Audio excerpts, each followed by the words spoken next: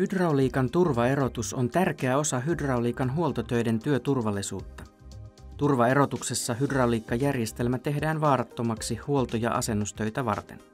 Sylinterien ja moottorien varassa olevat kuormat tuetaan. Energianlähteet erotetaan järjestelmästä ja lukitaan. Lisäksi järjestelmään mahdollisesti varastoitunut paine puretaan hallitusti. Työturvallisuudesta mukaan lukien turvaerotus vastaa lain mukaan aina tilaaja. Suurilla teollisuusyrityksillä on turvaerotuksesta oma suunnitelma ja toimintatavat, jotka on tarkkaan dokumentoitu. Tällöin tilaajalla on siis asiantuntemus ja dokumentaatio turvaerotuksen tekemiseen. Kun on kyse pienemmistä yrityksistä ja työkoneista, vastuu huoltotöiden työturvallisuudesta on edelleen tilaajalla, mutta tilaaja ei välttämättä ole hydrauliikan asiantuntija, ja tällöin korostuu työn suorittavan yrityksen ja asentajien ammattitaito. Turvaerotus voidaan tehdä yhdessä tilaajan kanssa, ja tilaaja voi olla turvallisin mielin vastuukysymyksiin nähden. Turvaerotuksen tekninen toteutus on aina järjestelmäkohtaista, ja sitä säätelevät lähinnä yleisesti hyväksytyt suunnitteluperiaatteet ja yritysten omat työturvallisuuskäytännöt. Esimerkkinä käydään nyt läpi turvaerotus siten kuin se tehdään UPM Kaukaan paperitehtaalla. Kaukaalla työturvallisuuskäytännöt ovat kehittyneet vuosien kuluessa käytännön kokemuksen ja tarpeiden kautta.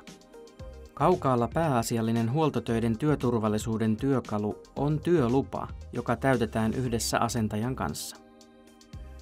Sen avulla lakisääteinen kohdeperehdytys ja kaikki työkohteeseen soveltuvat ohjeet ja tarkistuslistat tulee varmasti läpikäydyksi tilaajan standardien mukaan. Turvalukitukset ja erotukset on yksi työluvan tarkastuskohteista. Esimerkkitapauksessa vaihdetaan pituusleikkurin aseman sylinteri. Asentajan saavuttua käydään UPM:n edustajan kanssa läpi työlupaan liittyvät asiat ja kohdeperehdytys. Sen jälkeen työn aloittamisesta ilmoitetaan valvomoon. UPM:n hydrauliikkamies saapuu paikalle, kun turvaerotus alkaa. Hydrauliikan ollessa vielä toiminnassa ajetaan asema sylinterin vaihtoasentoon. Varrelle tehdään taakan poisto mekaanisen tuennan avulla, jotta paineen poistuessa komponentin oma paino ei aiheuta vaaratilannetta. Samalla suojataan lattia asennustyötä varten. Sylinterien ja moottorien varassa olevien kuormien tarkistus ja mekaaninen tuenta on yksi turvaerotuksen 4 osa-alueesta. Mahdolliset seuraukset turvaerotuksen epäonnistumisesta voivat olla inhimillisesti ja taloudellisesti vakavia. Seurauksena voi olla kuolema tai vakava vammautuminen, jos asentaja puristuu laitteen osien väliin tai jää putoavan kuorman alle. Laitevauriot ja siitä johtuvat tuotantokatkokset aiheuttavat myös taloudellisia tappioita. Seuraavaksi voidaan siirtyä sammuttamaan ja lukitsemaan pumput. Teollisuudessa hydrauliikan turvaerotuksen erityishaasteena on järjestelmien monimutkaisuus ja laajuus. Tässäkin tapauksessa koneikkohuone sijaitsee eri kerroksessa ja voimansiirtokoneelle tapahtuu putkilinjoja pitkin. Käytössä voi myös olla samanaikaisesti useita järjestelmiä, jolloin yksi erillinen järjestelmä täytyy voida turvaerottaa erikseen muiden käydessä normaalisti. Koneikkohuoneessa pumppujen virta katkaistaan ja turvakytkimet lukitaan. Jokainen kytkin lukitaan asentajan ja UPM:n edustajan henkilökohtaisella lukolla. Näin varmistetaan, että lukitus voidaan myös purkaa vain molempien osapuolten yhteisellä hyväksynnällä, ja vahinkokäynnistyksiltä vältytään varmasti. Turvalukituksen epäonnistuminen voi aiheuttaa puristumisvaaran lisäksi korkeapaineisen öljyvuodon. Turvalukitus on toinen turvaerotuksen osa-alue. Seuraavaksi varmistetaan järjestelmään varastoituneen paineen purkautuminen. Ensin järjestelmän paine mitataan, sitten paineakkujen varaus puretaan ja paine mitataan sen jälkeen uudestaan. Kun on todettu, että paine on laskenut nollaan, on järjestelmä turvaerotettu huoltotyötä varten. Varastoituneen paineen purkaminen on 3. turvaerotuksen osa-alue. UPM:llä on käytössä Tarkista vaarat-vihko, jossa on tarkistuslista ja johon asentaja voi tehdä milloin tahansa työn aikana huomioita yleiseen työturvallisuuteen ja turvaerotukseen liittyen. Työluvan yhteydessä on vastaava tarkistuslista, joka käydään läpi ja täytetään ennen työluvan myöntämistä. Nyt työlupa on täytetty, allekirjoitettu ja myönnetty. Varsinainen huoltotyö voi alkaa.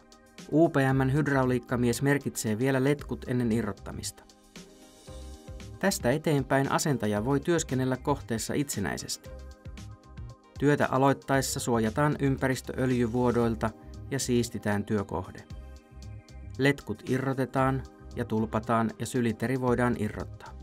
Kaikkia liittimiä avattaessa tulee muistaa varovaisuus ja jäännöspaineen mahdollisuus. Jäännöspaine on turvaerotuksen 4. osa-alue. Huoltotyön valmistuttua asentaja siistii kohteen omalta osaltaan ja ilmoittaa tilaajalle työn valmistumisesta. Kohde tarkistetaan ja turvalukitukset puretaan yhdessä. Sylinterin ilmaaminen tehdään tässä vaiheessa, koska kevennys- ja kuormituspaineen tulee olla molempien päällä ja varren oikeassa asennossa, jotta ilmaus onnistuu.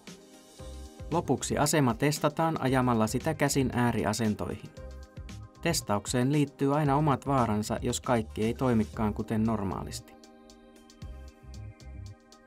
Näin sylinterin vaihto on tehty turvallisesti ja tehokkaasti. Lopuksi työlupa päätetään ja työn päättymisestä ilmoitetaan valvomoon.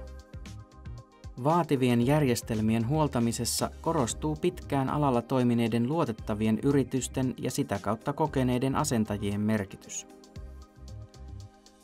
ProMind kunnossapitoyhdistyksen jäsenyritykset huolehtivat asentajien työturvallisuudesta pitkäjänteisellä koulutuksella, joka tapahtuu kursseilla ja työn ohessa, kun kokeneet asentajat neuvovat uusia.